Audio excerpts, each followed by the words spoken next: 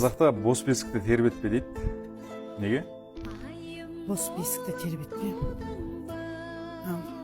Баласы болып қалады деп ойлайтын шығар. Себебі бала болмай қалады деп. Сізде 10 тең алмайтын болдыңыз. Бала жоқ бесік тербетуге болмайды ғой. Неге болмайды? Бос бесік тербетпе енді балаң болмай қалмасын деген сияқты деп ойлаймын примерно.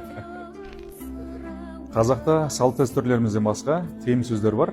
Мынаны бүйтпе, мынаны сөйтпе деген сияқты. Не болады десең жаман болады деп нақты ешкім жауап бере алмайды. Соның бірі бос бесікті тербетпе.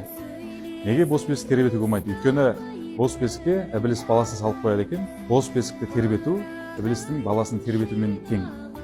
Бос бесікті аластамай, оған баланы жатқызуға болмайды. Өйткені баланың іші ауырып, мазасы қашады. Сондықтан осындай тыйым сөздер шыққан, біле жүрейік ағайын.